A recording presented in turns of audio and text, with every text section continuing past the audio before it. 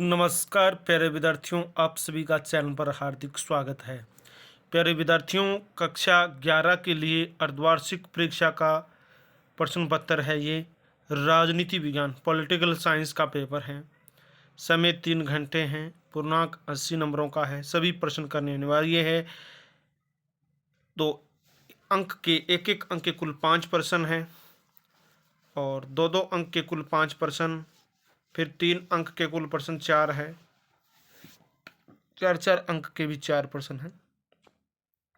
आवश्यकता अनुसार स्वच्छ नामक चित्र आप बना सकते हैं। तो प्रश्न आपके सामने हैं।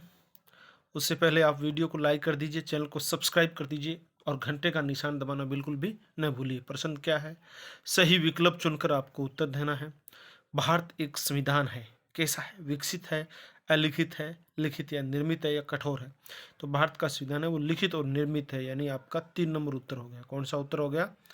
3 नंबर उत्तर हो गया। आगे बढ़ते हैं अगले प्रश्न की ओर। मानवाधिकार दिवस कब मनाया जाता है? मानवाधिकार दिवस कब मनाया जाता है? 9 दिसंबर, 10 दिसंबर, 25 जनवरी, 5 जून। जो मानवाधिकार दिवस है वो मनाया जाता है आपका 10 दिसंबर को। कब मनाया जाता है? 10 दिसंबर को। तो आपका 2 नंबर उत्तर हो गया। आगे देखो प्रश्न नंबर 3 देखिए क्या है। राजनीतिक दलों को मान्यता देने का कार्य कौन करता है? लोकसभा, निर्वाचन आयोग, राज्यसभा, सर्वोच्च न्यायालय। तो ये राजनीतिक दलों वाला मामला है वो निर्वाचन आयोग के अंडर में है। तो आपका 2 नंबर उत्तर हो गया। कौन सा उत्तर हो गया? 2 नंबर। प्रश्न नंबर 4 देखो, भारतीय संविधान कब बनकर तैयार हुआ था? 26 नवंबर 1949, 26 जनवरी 1950, 9 दिसंबर 1946, 15 अगस्त 1947। अभी 4-5 दिन पहले ही हमने संविधान दिवस बनाया था और उसी संविधान दिवस को संविधान बनकर तैयार हुआ था। तो अभी नवंबर की 30 तारीख है, तो 4-5 दिन पहले कौन सी तिथि थी? 26 नवंबर 1949 को। 26 नवंबर थी तो 1949 को ये अपना संविधान बनकर तैयार हुआ। तो आपका 1 नंबर उत्तर है। कौन सा उत्तर है? 1 नंबर उत्तर है। डिस्क्रिप्शन में WhatsApp group, Facebook page, Instagram, Twitter, Telegram channel का लिंक दिया गया है, जिस पर क्लिक करके आप हमारी सोशल साइट से जुड़ सकते हैं। राजनीति विज्ञान के अंतर्गत अध्ययन किया जाता है मानव की आर्थिक जीवन का, राजनीतिक जीवन का, सामाजिक जीवन का या उपयुक्त में से कोई नहीं। तो आपको पता है राजनीति विज्ञान के अंतर्गत राजनीतिक जीवन का अध्ययन किया जाता है। तो आपका 2 नंबर उत्तर हो गया। कौन सा हो गया? 2 नंबर। आगे देखिए प्रश्न नंबर 6। और प्रश्न नंबर 6 में क्या पूछा गया है? सभी नागरिकों को समान नागरिकता प्रदान करना कौन सी समानता है? प्राकृतिक समानता है, सामाजिक समानता है, राजनीतिक समानता है या आर्थिक समानता? सभी नागरिकों को समान नागरिकता प्रदान करना, यह है आपकी सामाजिक समानता। कौन सी समानता है? सामाजिक समानता। लेकिन अपने ये बेहतर कहेंगे कि समान नागरिकता प्रदान करना राजनीतिक माना जाता है। भाई कौन सा माना जाता है? राजनीतिक की दृष्टि से सारे समान हैं। वो सामाजिक का थोड़ा फर्क रह जाएगा। प्राकृतिक का तो रहता ही रहता है और आर्थिक का भी रहता है, लेकिन राजनीतिक नागरिकता है वो सम्मान है। ठीक है, राजनीतिक नागरिकता का मतलब समान होने का यही मतलब है कि कोई भी व्यक्ति, जैसे हमारे यहाँ पर एमएलए या एमपी का चुनाव होता है, कोई भी व्यक्ति चुनाव लड़ सकता है। ये समानता है, कोई भी व्यक्ति चुनाव लड़ सकता है। आरक्षण को छोड़ दे तो आरक्षण में जैसे एससी की सीट है तो एससी का ही बंदा लड़ सकता है, एससी का कोई भी बंदा लड़ सकता है, अदर कैटेगरी का बंदा नहीं लड़ सकता। प्रश्न नंबर 7 देखो, द रिपब्लिक पुस्तक के लेखक कौन है? प्लेटो, लोस्की, सुकरात, गार्नर। तो महान विद्वान प्लेटो द रिपब्लिक पुस्तक के लेखक है। तो आपकी इस प्रश्न का उत्तर नंबर हो गया 1। आगे देखो, रेगिस्तान दिए हुए हैं दूसरे प्रश्न में, आप इनको सावधानी पूर्वक पढ़ लेना। अपनी पुस्तक में देखकर आप इसके उत्तर छांट लेना। हो सकता है आप अपने अध्यापकों से पूछ सकते हैं। भारतीय संविधान को अंगीकृत किया गया किस तिथि को? तो वो तो वैसे 26 नवंबर 1949 था ही। भारतीय संविधान नई नई चुनौतियों का सामना करने में सक्षम रहा है, यही इसकी सत्यता का प्रमाण है, या यूं कह सकते हैं अपने जो भी इसका उत्कृष्टता का प्रमाण है। तो आप इसका उत्तर देख लेना भी, आपकी पुस्तक में क्या है। प्राचीन भारतीय समाज में न्याय राजनीति के साथ जुड़ा था, न्याय या राज्य जो भी है आप देख सकते हैं। स्वतंत्रता प्रतंत्रता का विलोम है। जो भी है आप देखो अपनी किताब में क्या उत्तर है। मतदान करने की न्यूनतम आयु कितनी है? ये तो 18 वर्ष है। विकास का अर्थ व्यक्ति का सर्वांगीण विकास। तो ये आप अपनी किताब में मिलान कर लेना। डिस्क्रिप्शन में WhatsApp group, Facebook page, Instagram, Twitter, Telegram channel का लिंक दिया गया, जिस पर क्लिक करके आप हमारी सोशल साइट से जुड़ सकते हैं। देखो प्रश्न नंबर 3, सही जोड़ा बनाना है। प्रश्न नंबर 3 में क्या बनाना है? सही जोड़ा बनाना है। कुछ जोड़े आपको आते हैं और कुछ देखो ये कै वाला भाग है और ये ख वाला है। कै को ख से मिलाना है। अभी हम प्लेटो का पढ़ गए हैं, द रिपब्लिक। 4 को यहाँ लिए, ठीक है। इसके बाद अगर हम बात करें महात्मा गांधी की, तो महात्मा गांधी ने हिंद स्वराज, तो ये रहा। अब क्या है? जनगणना हमेशा 10 वर्ष के बाद होती है, तो ये रही 10 वर्ष।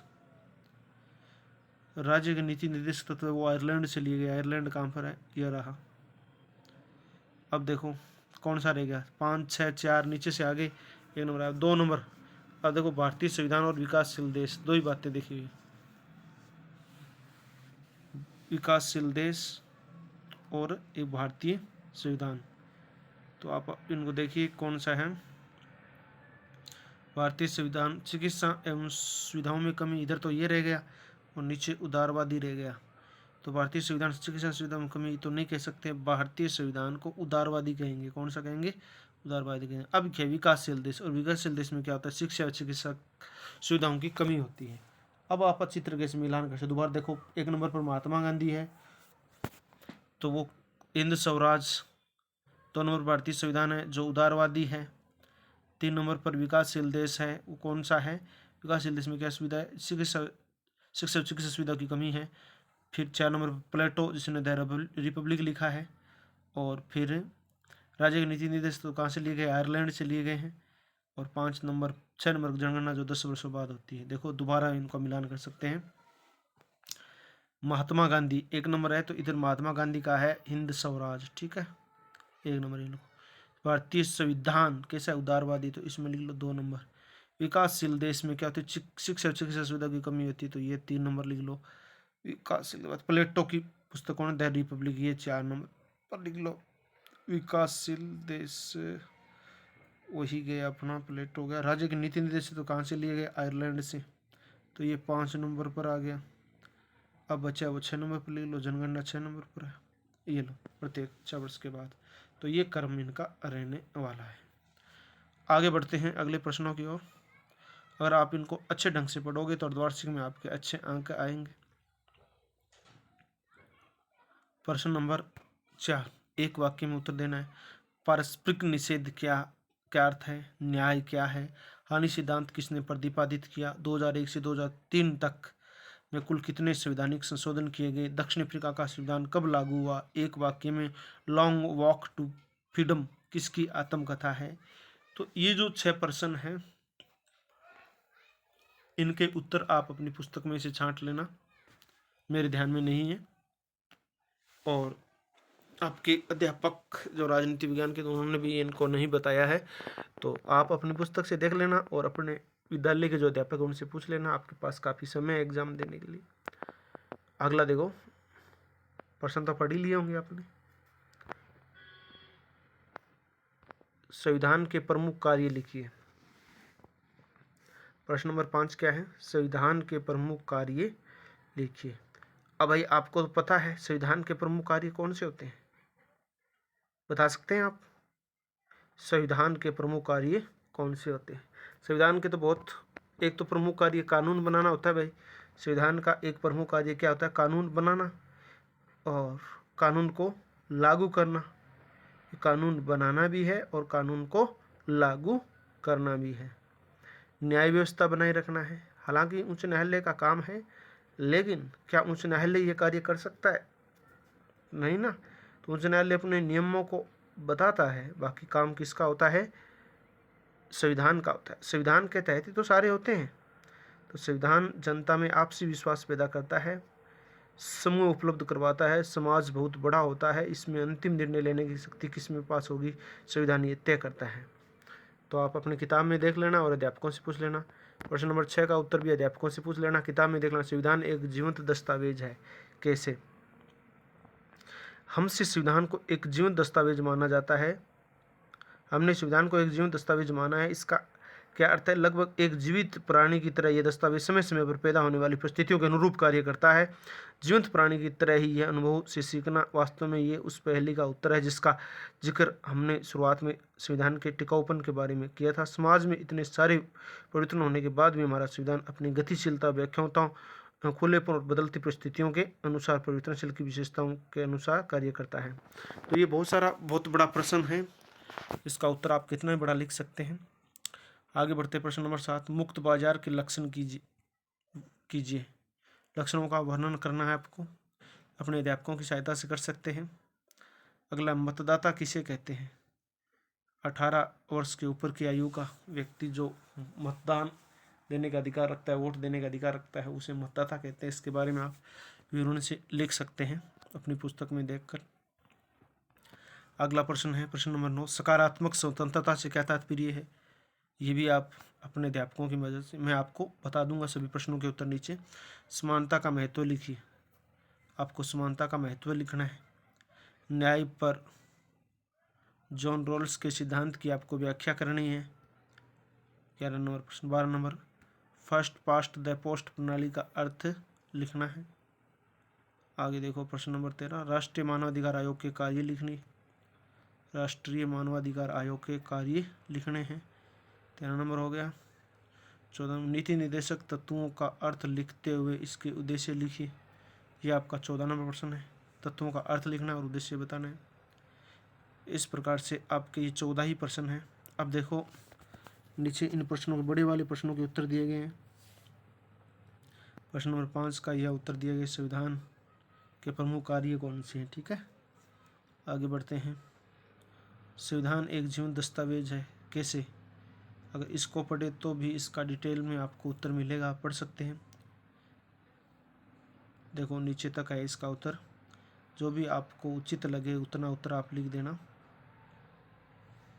थोड़ा हमने पढ़ा था। देखो, लोकतंत्र में व्यवहारिकता तथा विचार समय समय पर विकसित होते रहते हैं और समाज में इसके अनुसार प्रयोग चलते रहते। कोई भी संविधान जो प्रजातंत्र को समर्थ बनाता हो और नए प्रयोगों के विकास का रास्ता खोलता हो, वह केवल टिकाऊ ही नहीं होता बल्कि अपने नागरिकों के बीच सम्मान का पात्र भी होता है। महत्वपूर्ण सवाल यह है कि क्या संविधान खुद और लोकतंत्र का संरक्षण करने में सक्षम है। पिछले 6 दशकों के दौरान देश की राजनीति तथा संवैधानिक विकास के मामले में बहुत ही महत्वपूर्ण परिस्थितियां पैदा हुई है। इस अध्याय में हम उनमें से कुछ परिस्थितियों का उल्लेख कर चुके हैं। 1950 से संवैधानिक तथा वैधानिक मुद्दों के बारे में बार बार सामने आने वाले सबसे गंभीर प्रश्न संसद की श्रोता का था। संसदीय लोकतंत्र में संसद की जनता का प्रतिनिधित्व करती है और इसलिए ऐसा माना जाता है कि कार्यपालिका तथा न्यायपालिका पर इसको वरीयता प्राप्त है। इसी प्रकार संविधान में सरकार के अन्य घटकों को भी शक्तियां प्रदान की गई है। इसलिए यह अपेक्षा की जाती है कि संसद की सर्वोच्चता इस ढांचे के अंतर्गत ही हो। प्रजातंत्र का अर्थ केवल वोट तथा जनप्रतिनिधित्व की सीमित नहीं है। प्रजातंत्र का अर्थ विकासशील संस्थाओं से और उनके माध्यम से ही कार्य करता है। सभी राजनीतिक संस्थाओं को लोगों के प्रति उत्तरदायी होना चाहिए और दोनों को एक दूसरे से साथ मिलकर कार्य करना चाहिए। इसलिए हम इसे जीवित दस्तावेज कहते हैं। अब देखो प्रश्न नंबर 7 क्या था हमारा पेपर में? मुक्त बाजार के लक्षण का वर्णन करना था। क्या करना था? मुक्त बाजार के लक्षण का आपको वर्णन करना था। तो अर्थशास्त्र में मुक्त बाजार ऐसी आर्थिक व्यवस्था होती है जिसमें सेवाओं की कीमतें खुले बाजार में निर्धारित होती है। इसमें मांग और आपूर्ति सरकारी या अन्य अधिकारी या कृत्रिम हस्तक्षेप से स्वतंत्र होते हैं। इनसे आर्थिक संतुलन बनने में बाजार में कीमतें तय होती है। विश्व में हर वास्तविक अर्थव्यवस्था में मुक्त बाजार और नियंत्रित बाजार का मिश्रण होता है। ये 7वें प्रश्न का उत्तर है। 8वां प्रश्न देखो, मतदाता किसे कहते हैं? मतदाता वे लोग होते हैं जिन्हें चुनाव में मतदान करने का कानूनी अधिकार होता है, या वे लोग जो किसी विशेष चुनाव में मतदान कर रहे होते हैं उसे मतदाता कहते हैं। प्रश्न नंबर 9 देखो क्या है, सकारात्मक स्वतंत्रता से क्या तात्पर्य है? अगर आप में कोई कमी नहीं है, मतलब आपके पास किसी काम को करने की योग्यता या क्षमता है, तो यह आपकी सकारात्मक स्वतंत्रता है। ठीक है ना, काम को करने की योग्यता या क्षमता है तो कार्यात्मक क्षमता, न तो सीधी स्वतंत्रता है, कर कुछ नहीं सकते। प्रश्न 10 क्या करे, समानता का महत्व लिखना। ये भी सावधानी पूर्वक आप इसका स्क्रीनशॉट लेकर याद कर सकते हैं। साथ साथ में ये मॉडल प्रश्न, समानता का अर्थ किसी समाज की उस स्थिति से है इसमें समाज के सभी लोग अधिकार या प्रतिष्ठा रखते हैं। सामाजिक समानता के लिए कानून के सामने समान अधिकार एक न्यूनतम आवश्यकता है। इसके अंतर्गत सुरक्षा, मतदान का अधिकार, भाषण की स्वतंत्रता, एकत्र होने की स्वतंत्रता, संपत्ति का अधिकार, सामाजिक वस्तुएं एवं सेवाओं पर समान पहुंचा दिए जाते हैं।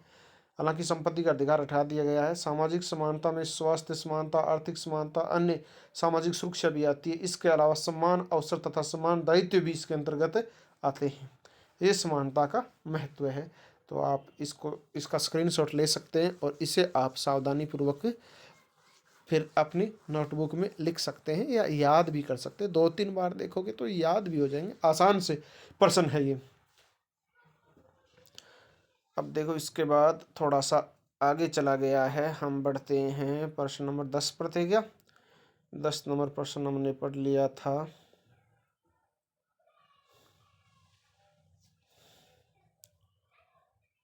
दस नंबर प्रश्न पढ़ लिया था। अब आगे बढ़ते हैं प्रश्न नंबर 11 की ओर। न्याय पर जॉन रॉल्स के सिद्धांत की व्याख्या कीजिए। न्याय उसी प्रकार सामाजिक व्यवस्थाओं का संस्थाओं का सर्वप्रथम सद्गुण है जिस प्रकार सत्य सभी न्याय व्यवस्थाओं का गुण है। उनका कहना है कि कोई भी सिद्धांत चाहे कितना भी आकर्षक एवं लाभकारी क्यों न हो, वह असत्य होने पर निश्चित ही खारिज एवं संशोधित कर दिया जाएगा। प्रश्न नंबर 12 देखो। प्रश्न नंबर 12 थोड़ा उसका उत्तर लंबा चौड़ा है। फर्स्ट पास्ट द पोस्ट प्रणाली का अर्थ लिखिए। सरल बहुमत प्रणाली निर्वाचन की एक प्रमुख प्रणाली है जिसमें सर्वाधिक मत प्राप्त करने वाला प्रत्याशी विजयी माना जाता है। इसलिए इसे सर्वाधिक मत प्राप्त व्यक्ति की विजय यानी फर्स्ट पास्ट द पोस्ट कहा जाता है। यह मत प्रणाली सबसे प्राचीन है। ब्रिटेन में 13वीं शताब्दी से ही यह प्रणाली प्रचलित रही है। राष्ट्रमंडल के देशों और अमेरिका में मतदान की यही सर्वसामान्य प्रणाली है। भारत में लोकसभा एवं विधानसभा के चुनाव में इस प्रणाली का प्रयोग किया जाता है। इसके बाद आगे बढ़ इसमें आगे लिखा है, यह प्रणाली सामान्यतः एक सदस्य निर्वाचन क्षेत्र प्रणाली से संबंध होती है। इस प्रणाली की आलोचना में 3 बातें कही जाती है। पहली ये कि इसके अंतर्गत सर्वाधिक मत प्राप्त करने वाला उम्मीदवार निर्वाचित हो जाता है, भले ही निर्वाचक मंडल के काफ़ी बड़े समुदाय ने उसके विरुद्ध मत दिए हों। अल्पसंख्यक समुदाय द्वारा अल्पसंख्यक समुदाय द्वारा निर्वाचित होने पर भी वह विरुद्ध मत रखने वाले बहुसंख्यक समुदाय का भी प्रतिनिधित्व बन जाता है। भारत के 1952 के प्रथम निर्वाचन में अनेक विजयी उम्मीदवारों के मामले में यही हुआ था। दूसरी बात यह है कि प्रणाली ब्रिटेन के समान द्विदलीय परंपरा के ही अनुकूल होती है, किंतु उसके दुर्बल और अल्पसंख्यक दलों का सफाया हो जाता है। उसमें विभिन्न प्रकार के अल्पसंख्यक समुदायों को पर्याप्त प्रतिनिधित्व नहीं मिल पाता है। तीसरी बात यह है कि ये प्रणाली प्राय मतदाताओं के ऐसे समुदायों को जिन्हें थोड़ा ही अधिक बहुमत प्राप्त है सदन में बहुत बड़ा चढ़ाकर दिखाने में सहायक बन जाती है। संपूर्ण मतदान के अनुपात में किसी दल को मिलने वाले कुल मतों द्वारा उस दल के जितने सदस्य न्यायतः चुने जाने चाहिए उससे कहीं अधिक चुने लिए जा सकते हैं। 1952 के भारत के प्रथम आम चुनाव में यही हुआ था। अगला प्रश्न देखिए आपका प्रश्न नंबर 13। राष्ट्रीय मानवाधिकार आयोग के कार्य आपको लिखने हैं। अच्छा, इसमें लिखा हुआ नहीं है। 14 नंबर प्रश्न देखो। नीति निर्देशक तत्वों का अर्थ लिखते हुए उनके उद्देश्य लिखिए। स्क्रीनशॉट आप आराम से ले सकते हैं इसका। नीति निर्देशक तत्वों का अर्थ लिखते हुए उसके उद्देश्य लिखिए। तो अर्थ एल.जी. खेडेकर के कथानुसार नीति निर्देशक तत्व वे आदर्श है जिनकी पूर्ति का प्रयत्न सरकार करेगी। ठीक है। पहला क्या, पर्यावरण की सुरक्षा, उदारवादी सिद्धांत, अंतर्राष्ट्रीय शांति एवं सुरक्षा संबंधी सिद्धांत, गांधीवादी सिद्धांत, आर्थिक सुरक्षा संबंधी निर्देशक सिद्धांत, ये बातें हैं। तो ये 14 ही प्रश्न थे आपके। आपने इस वीडियो को अंत तक देखा, इसके लिए तो आपको बहुत बहुत धन्यवाद। यदि वीडियो पसंद आया तो लाइक कर दीजिए। अभी तक आपने चैनल सब्सक्राइब नहीं किया तो चैनल को सब्सक्राइब कर दीजिए और घंटे का निशान दबाकर बेल बटन पर क्लिक करके ऑल बटन पर क्लिक कर दीजिए ताकि आपको अगले वीडियो की सूचना मिल जाए। तो ये आपके कक्षा 11 का मॉडल प्रश्न पत्र था राजनीति विज्ञान का, जो आपके याद करने में सुविधा करेगा। तो आप इसको बढ़िया ढंग से तैयार कर सकते हैं, याद कर सकते हैं, जो आपके अर्धवार्षिक परीक्षा में काम आ सकता है। और इसमें से कुछ प्रश्न अर्धवार्षिक परीक्षा में आ जाए तो आप बढ़िया तरीके से तैयारी करके इस वीडियो को 2-3 बार देखिए। अन्य कक्षाओं के मॉडल प्रश्न पत्र है वो भी अपलोड कर दिए जाएंगे, अन्य विषयों के मॉडल प्रश्न पत्र है वो भी अपलोड कर दिए जाएंगे जैसे जैसे मॉडल पेपर मिलेंगे। ओके, अगले वीडियो मिलेंगे, तब तक के लिए जय हिंद, जय भारत, वंदे मातरम।